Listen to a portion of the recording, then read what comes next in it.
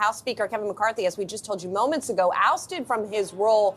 The vote just wrapping up, and Yahoo Finance senior columnist Rick Newman is here. This seemed not necessarily likely or thinkable just a few days ago, Rick, and now it's happened here. 216 to 210, Kevin McCarthy no longer Speaker of the House.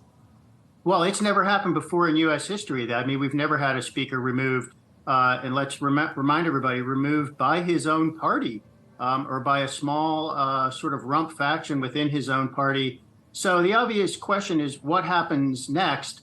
And this doesn't mean McCarthy is finished. I mean, basically, we start over in the bid to elect a House Speaker, and the House is going to have to stay in session until they have a speaker. So McCarthy can basically try again, which is what he did the first time around when I think we had 17 rounds of votes. He couldn't get to the majority vote threshold for several days, but he finally got there. And so people might say, well, what would change between now and then? Well, McCarthy has to find. I think there were 8 Republicans basically who voted against him here, and that was enough because all Democrats also voted against him.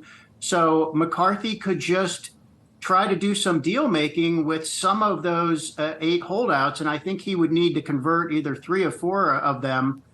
So what could he give them, in terms of projects for their districts or committee seats or something like that? Another interesting possibility, we briefly got to this earlier in the hour, but McCarthy or somebody could form an alliance with Democrats. I mean, remember, Democrats have almost a majority in the House. And if you got most of the Democrats and some Republicans voting for a candidate, that person could become Speaker. Now, there would be, more chaos in the Republican Party, I guess. But that's another way this could go. And I'm sure there are some possibilities that the supercomputers haven't yet been able to figure out. But this is a weird and literally unprecedented situation. So welcome to more chaos in Washington.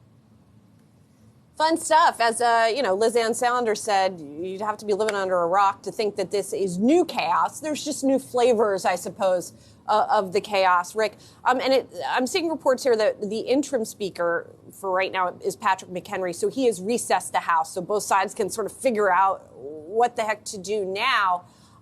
When you talk about McCarthy potentially allying with Democrats as one of the possibilities here, I mean, he just has said in the past 24 hours that he would not do that. And that seems to have cost him, at least one of the reasons it's cost him his speakership.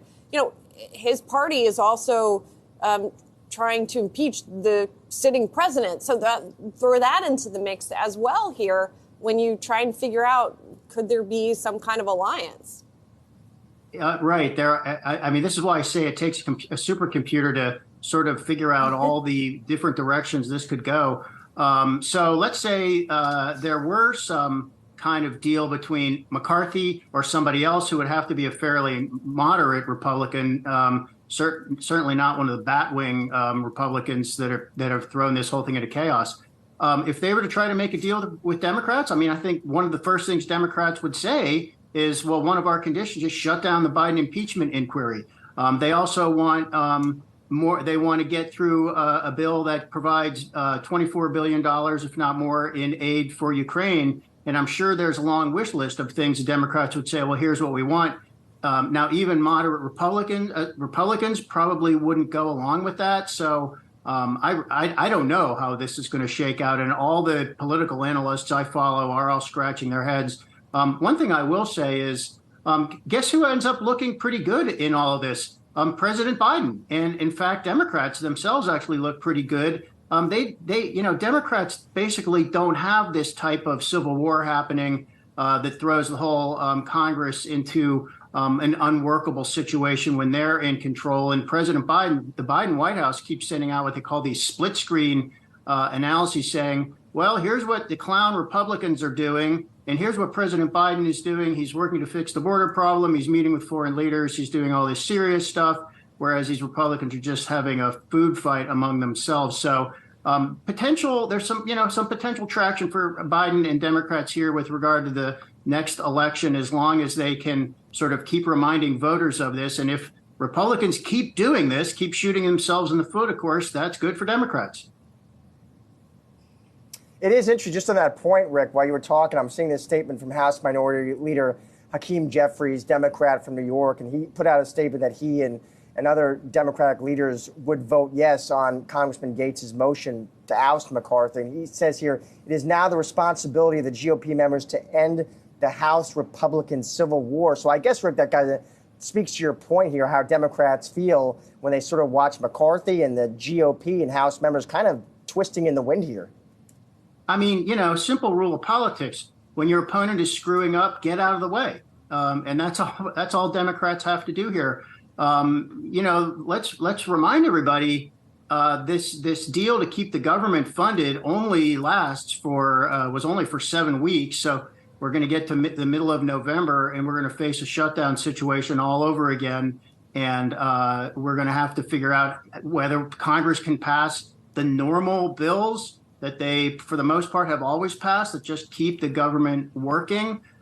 So we are going to have a speaker by then, but will this situation with basically, 5 or 10 extreme Republicans holding the whole rest of the government hostage, are we going to be able to get past that? Or are we just going to have a replay of that in November? I don't think anybody knows.